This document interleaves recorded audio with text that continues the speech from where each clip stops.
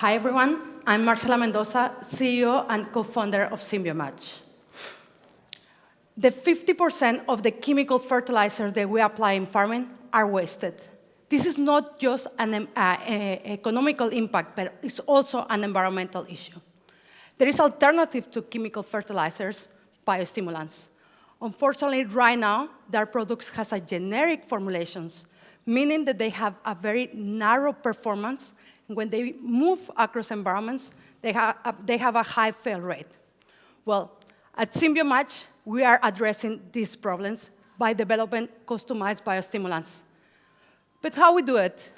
Our technology allows us to develop region and crop-specific customized biostimulants.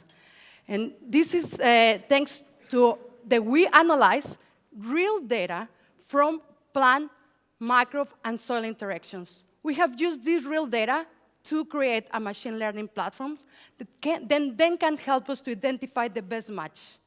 This match we fermented, so that means the microbe, we ferment the microbe, and we applied as a seed coating technology. But this is not just an idea, it works. Actually, our formulations has been independently validated by seed corporates in around 3 agricultural cycles. And not only we can increase yield, like for example, in this graph, we have increased 10% yield increase. The most important, we have the stability across the field that is represented by the dots in the graph. The biostimulant market is in rapid expansion. Actually, just in Europe, it's expected to grow to double by 2030. But we have a strategic entry, products for legume crops. Why? Because this is a high increased demand in plant protein, but also these crops have high gross margin, sorry. Our clients are seed corporates, that they will use our customized products to coat the seeds and then sell it to the farmers.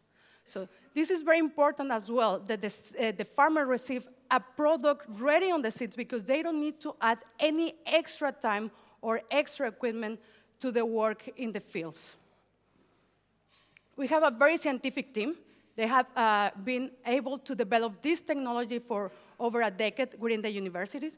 But the last year, we have moved from research to business, then to over advisory board. But we're still looking for a business co-founder, so if you're interested, please speak to us on the break. Products for the legume market is just the beginning. We are actually, because we have a platform, then we can move to other crops and regions as we scale up as a company. Well, thank you so much for your attention, and I'm very looking forward to our discussion.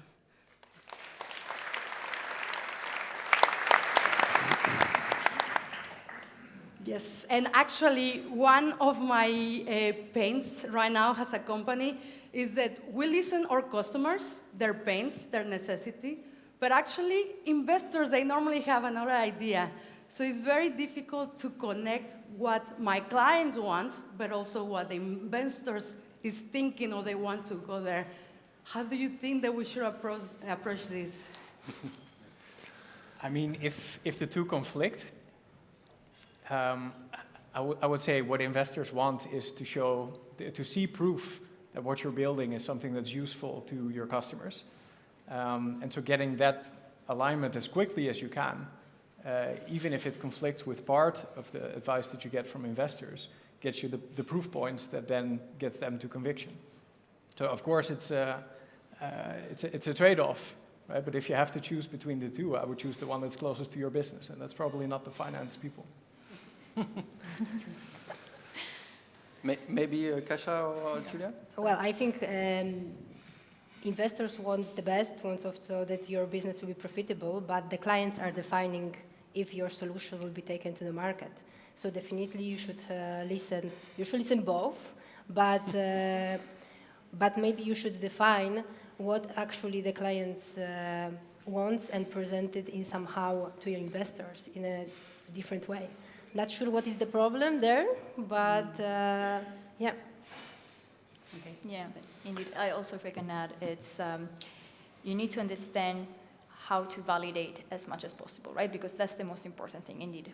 You need to understand your USP, what you're working on, what's the problem you're solving, and then, I mean, investor will not go against you in that sense. You just need to prove that as much as possible. So it's not really a matter of listening to one or the other, it's just bringing everyone on the same table.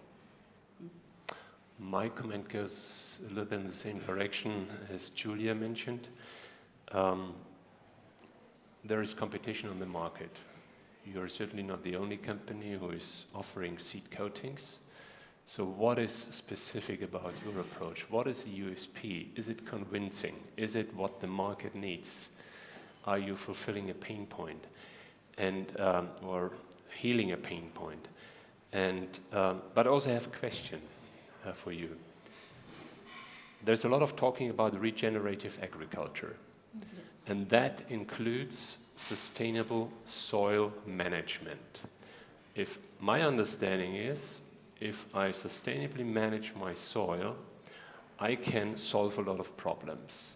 Are you seeing regenerative agriculture as a competition, or is it a synergy that you have here? Yes, that is a very good point because, of course, right now our value proposition that we need to prove is a yield increase. But actually, how you mentioned, we are using natural bacteria that can help to regenerate the soil. So we are also going to bring that value within the same kind of solving the problem. And right now, that is also something that we are learning how to explain with the investors. That is we have one product, but actually the benefit is more than just yield. So it's very interesting because very often the investors want to see numbers, and when there is no numbers yet, it's difficult to convince. So yeah, that is a very good point. Thank you, Marcela. Thanks a lot.